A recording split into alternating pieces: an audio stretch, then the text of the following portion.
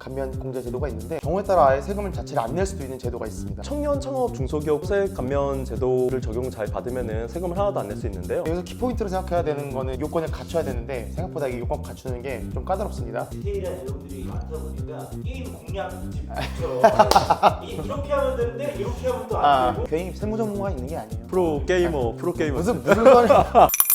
안녕하십니까. 우리 두 분 세무사님 같이 인사 한번 좀 부탁드리겠습니다. 안녕하세요. 성심세무의 한재문 대표 세무사입니다. 안녕하세요, 임성윤 세무사입니다. 오늘 모시기 힘든 두 분을 같이 모시고 촬영을 진행을 하게 됐습니다. 혹시 지금 좀 긴장하셨나요? 아예 첫 유튜브 촬영해가지고 약간 긴장되네. 카메라를 어디를 봐야 되죠? 이거. 카메라 예. 여기 보시면 됩니다. 예. 자, 오늘 첫 번째 같이 좀 나눠볼 주제가 소득세 한 푼도 안 내는 방법, 청년 창업 중소기업 세액 감면에 대해서 이야기를 나눠보려고 합니다. 지금 5월에 이제 종합소득세 시즌이잖아요. 그래서 많은 분들이 어떻게 하면 세금을 줄일 수 있을지 고민을 많이 하고 계실 것 같아요. 영상을 보시는 지금 시점에서 사업자분들이 어떻게 해야지 세금을 줄일 수 있는지 두 세무사님의 견해를 자유롭게 편안하게 대화를 통해서 한번 이야기 나눠봤으면 좋겠습니다. 다른 세무사님들은 잘 안 알려주시는 그런 비급이나 이런 거 있으면 좀 많이 알려주시면 너무 좋을 것 같아요. 비급 같은 거는 여기서 말하면 우리가 큰일 나지 않나요? 비금은 따로 연락을 주셔야 되죠.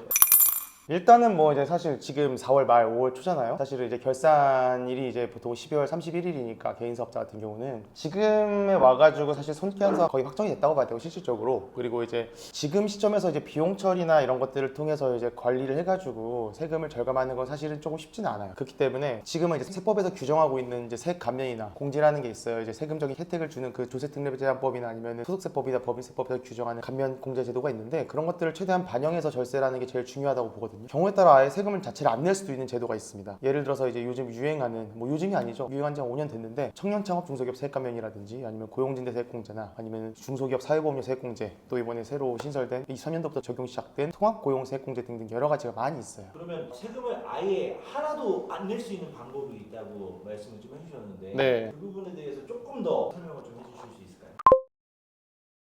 이게 청년 창업 중소기업 세액 감면 제도를 적용 잘 받으면 세금을 하나도 안 낼 수 있는데요. 특히나 이제 수도권 과밀역 채권역 외 지역에서 창업한 이제 청년의 경우에는 100% 감면을 받을 수가 있습니다. 그리고 또 수도권 과밀역 채권 내에 있는 경우에는 청년이 아닌 경우에 매출액 기준이 있고, 그다음 청년인 경우에는 이제 50% 감면율이 들어가거든요. 그러니까 상당히 이제 젊은 분들이 창업한 경우를 많이 국가에서 혜택을 주고 있는 거죠. 그러니까 뭐 구체적으로 설명을 드리자면 창업 중소기업 세액 감면이라는 제도가 있는데 이게 정말 좋은 세액 감면 제도거든요. 어떤 제도냐면 이제 세법에서 정하는 특정 업종에서 창업을 하게 되면은 사업자의 연령과 사업장 소재지에 따라서 소득이 발생한 해부터 5년 동안 50%에서 100% 소득세와 개인지방소득세 그리고 법인세를 감면해주는 제도예요.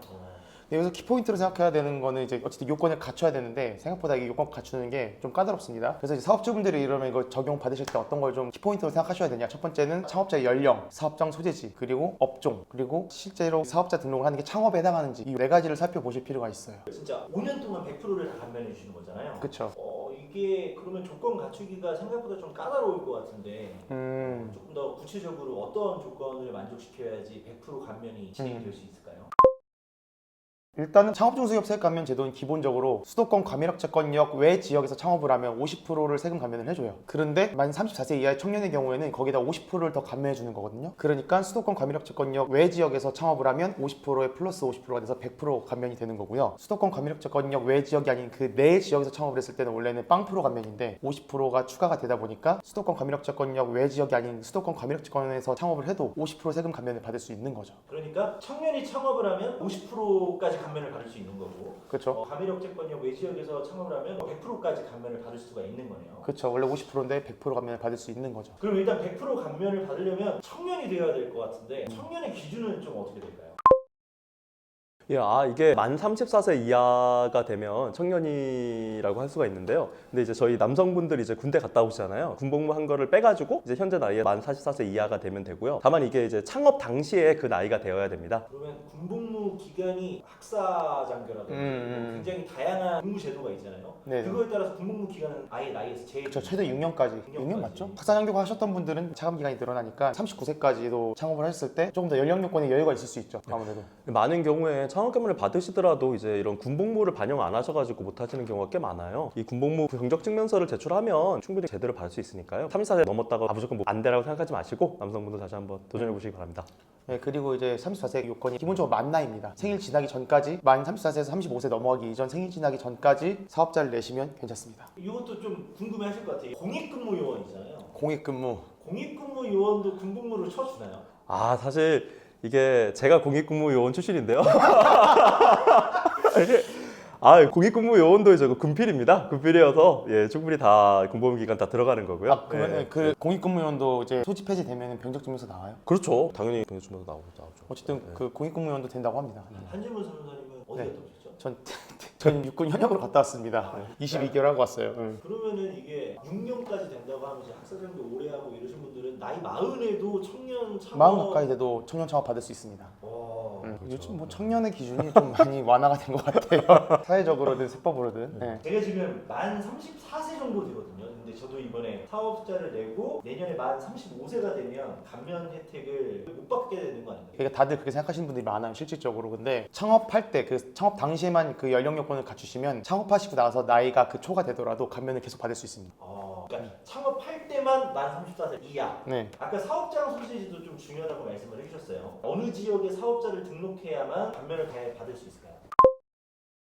일단 뭐 수도권 과밀역 채권역 외 지역에서 창업하는 게 무조건 50% 더 감면율이 높다고 보시면 될 것 같고요. 당연히 이제 과밀역 채권역 외 지역에서 창업하시기 좋죠. 당연히 수도권 정비계획법에서 수도권 과밀역 채권역과 성장관리권역과 자연보전권역을 나누고 있고, 그걸 제가 여기서 열거해드리기는 좀 어려우니까 좀 말씀을 드리자면, 서울 근교에서 이제 과밀역 채권이 아닌 곳은 보통 용인, 안산, 남양주 쪽에 뭐 별내나 뭐 진접, 평택, 김포, 그리고 인천은 특이하게 청라나 송도 같은 경제자유구역은 수도권 과밀역 채권역 외 지역으로 포함을 하고 있습니다. 예, 이 부분이 좀 되게 중요한데요.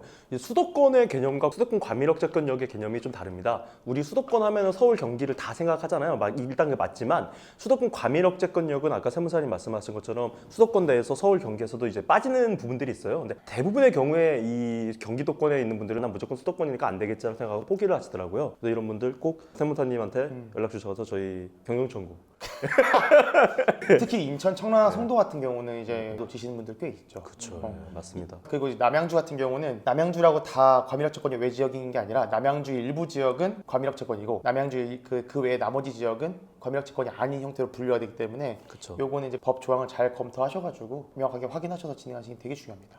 그러면 이것도 좀 궁금해요. 이게 사업이 또 잘 되거나 네. 혹은 월세가 너무 높아가지고 어렵다든지 뭐 이런 여러 가지 부가적인 사항들로 사업장을 옮기게 되는 경우들도 많이 발생을 하는 것 같아요. 네. 만약에 제가 서울에 있었다가 그러니까 네. 과밀역채권역 안쪽인 거죠. 그렇죠. 그 안쪽에서 있었다가 사업이 좀 어려워서 안산으로 만약에 사업장을 옮기게 된다면 그럴 경우에는 감면제도가 어떻게 적용될까요? 이게 창업중소기업 세액감면 조항 자체가 요건을 갖출 때 창업 당시를 기준으로 하기 때문에 창업 당시에 서울에 있었다가 안산으로 옮겼다고 해서 감면을 받을 수 있는 건 아니에요. 그럼 반대로 제가 안산이나 경기도권에서 사업을 했다가 서울 안쪽으로 들어가게 되면 그때는 또 끊어져요. 원래 아까 말씀드린 논리대로 가면 안산에서 창업을 했으니까 감면을 받다가 서울로 들어가도 감면을 받겠지 하고 생각하시는 분들이 좀 계신데, 이건 좀 신기하게 이제 보수적으로 법이 제정이 된 거죠. 과밀역 채권역 외 지역에서 창업을 했다가 내 지역으로 들어가면 내 지역으로 들어간 연도부터 감면이 배제가 됩니다.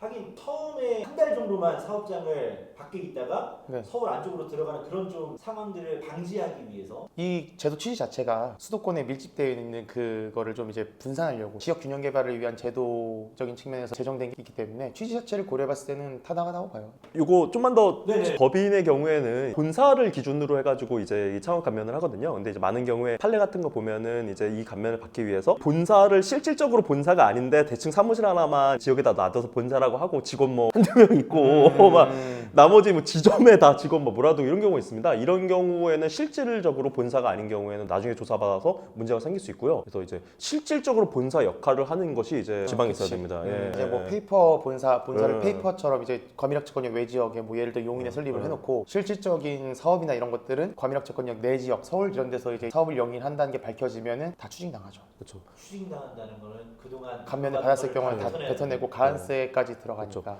예, 초반에는 이제 페이퍼만 보고 감면을 해줄 수 있겠는데 나중에 가서 큰일 날 수가 있죠. 예. 그리고 이제 예. 본사가 그 과밀역 채권역 외 지역에 있더라도 지점을 서울에 설치를 해버리면은 과밀역 채권역 내 지역에 설립한 걸로 봐서 본사랑 지점 둘 다 내 지역에 있는 걸로 보고 배제가 되거나 아니면은 50%만 감면받는 형태로 진행이 됩니다. 아까 얘기하셨을 때 업종 코드 중요하다고 말씀을 해주셨어요. 어떤 업종이 좀 감면을 받는지. 이것도 되게 열거가 많이 됐거든요. 그 중에 이제 좀 대표적인 것들 몇 개 설명을 드리면은 뭐 전자상 거래업 감면되고요, 통신 판매업 감면되고요, 그리고 미용실, 그리고 이제 여러 가지 정보통신업 분야 유튜버나 BJ 크리에이터 분들도 인적 시사과 물적 시사를 갖추면은 적용 가능하고요. 음식점업, 건설업, 제조업, 택배업 같은 물류 산업들 적용되는 게 많습니다. 그래서 본인이 해당되시는지 여부에 대해서는 꼭 이제 한번 확인해 보시고 세무 전문가 상담을 해보시고 창업 당시 컨설팅을 잘 받으셔서 사업자 등록을 잘 하시는 게 굉장히 중요할 것 같아요. 세무사는 우리 창업 가면 적용되나요? 세무사는 창업 가면 적용이 안 돼요. 전문직 서비스업 같은 경우에 이제 창업 가면 적용이 많이 안 되거든요. 근데 전문직 중에 창업 가면 적용되는 전문직이 있습니다. 바로 관세사가 창업 가면 적용됩니다. 관세사는 물류 산업에 포함되기 때문에 맞습니다. 관세사는 창업 가면이 적용이 돼요. 근데 많은 관세사님들이 이거 안 받고 계시거든요. 경영 청구하시면 관세사님들 싹 다 받아들일 수 있습니다. 놓치지 마시고요. 여기서 영업을 하는 네, 맞습니다.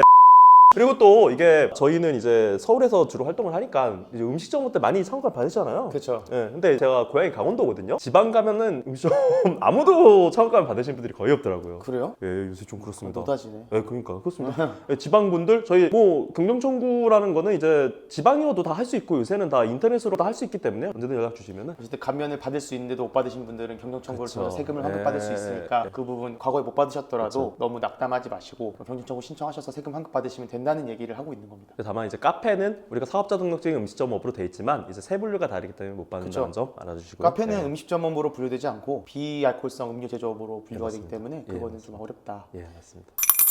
아까 마지막으로 창업이라는 단어가 중요하다고 하셨어요. 창업의 정의에 따라서 이게 좀 많이 다를 것 같은데 여기서 말하는 창업이 뭔지 좀 구체적으로 설명해 주실 수 있을까요? 뭐 이제 조세특례 제한법의 그 창업 중소기업 세액감면에 대한 규정을 보면 창업에서 어느 정도 얘기를 하고 있거든요. 시행령에서. 근데 창업이라는 거는 편하게 말해서 신규로 사업을 개시하는 건데요. 몇 가지 이제 법률 자체에서 이제 창업이 아닌 것으로 보는 것에 대해서 몇 가지 법률로 규정을 하고 있어요. 첫 번째는 합병이나 사업 양수도로 이전 사업을 승계한 경우에는 창업으로 보지 않는다. 그러니까 이전에 사업을 하던 거를 넘겨받았을 때는 신규 창업이 아니니까 창업으로 보지 않겠다. 그리고 개인 사업자를 영위하다가 법인으로 전환한 경우에는 신규 창업으로 보지 않는다. 그리고 내가 하던 사업을 폐업하고 동일업종으로 다시 사업 개시한 경우에는 창업으로 보지 않는다. 사실 이게 제일 많이 걸려요. 그리고 사업을 확장하거나 다른 업종을 추가한 경우, 뭐 예를 들어 음식점을 하고 있었는데 여기서 이제 도소매도 같이 하겠다. 그래서 이제 업종을 추가했어요. 이것도 신규 창업으로 보지 않고 사업의 확장이나 업종 추가한 걸로 봐가지고 감면이 불가합니다. 이 네 가지가 있는데 아까 말씀드린 사업 양수도로 인해서 이제 사업을 넘겨받은 경우라든지 법인 전환한 경우 같은 경우는 법적 요건으로 예외적으로 실무상 검토를 해보면은 창업으로 인정되는 경우가 몇 가지 나올 수가 있어요. 그렇기 때문에 이거는 세무 전문가한테 좀 얘기를 잘 해보시고 상담을 받으시고 감면 승계가 가능한지를 좀 파악해 보시는 게 굉장히 중요하다고 볼 수 있습니다. 이게 디테일한 내용들이 되게 많다 보니까 게임 공략집처럼 이게 이렇게 하면 되는데 이렇게 하면 또 안 되고 이런 그쵸. 게좀 있는 것 아, 같아요. 그렇습니다. 그쵸. 예. 괜히 세무 전문가가 있는 게 아니에요. 프로 게이머. 무슨 소리?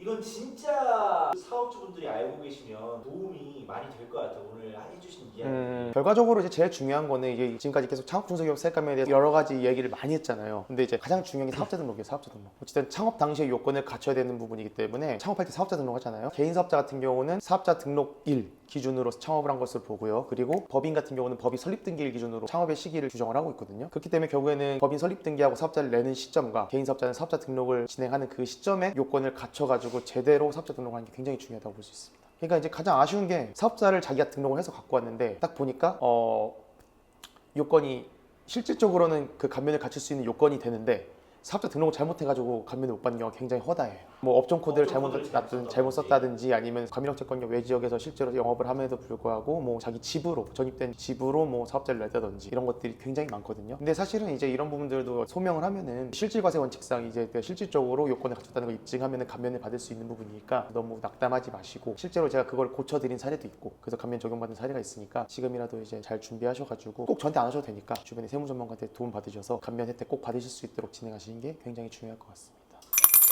네, 지금까지 이제 저희가 창업 중소기업 감면에 대해서 얘기를 나눠봤는데 되게 많은 걸 말씀드렸지만 실질적으로 지금 말씀드린 건 극히 일부밖에 되지 않아요. 그래서 제가 여기서 말씀드리고 싶은 거는 감면은 이런 거 충족하시려면은 본인이 직접 돈 1, 2만 원 아끼시려고 만원, 10만 원 아끼시려고 이제 세무 전문가 상담료 아까워가지고 이제 진행 안 하시다가 나중에 크게 이제 손해 보신 경우가 많이 발생하시니까 사업자 등록 이전부터 세무 전문가 도움 받으셔서 사업자 등록 명확하게 하시고 감면 적용 잘 하셔가지고 세금적으로 손해 보시는 일 없도록 진행하시는 게 좋고요. 만약에 실수를 하셔서 감면 요건에서 배제가 되셨더라도 실질적으로 그 부분을 사후적으로 관리를 해서 경정 청구를 하실 수 있으시니까 여기 임성엽 세무사님처럼 공정청구 전문, 세금 환급 전문 세무사님들한테 의뢰를 하시면은 그 부분이 다 보완받으실 수 있다. 너무 걱정하지 마시고 이 영상 보시고 궁금하시거나 필요하신 사항 있으시면 언제든 연락 주시라고 말씀드리고 싶습니다. 포기하지 마시고 스스로 그냥 검토하지 마시고 한번 창업감이 되는지 그다음에 사후적으로라도 다시 한번 세무사에게 점검받으시면 좋은 결과 있을 거라고 생각합니다. 지금까지 한재무 세무사였습니다. 임정윤 세무사였습니다. 감사합니다. 감사합니다.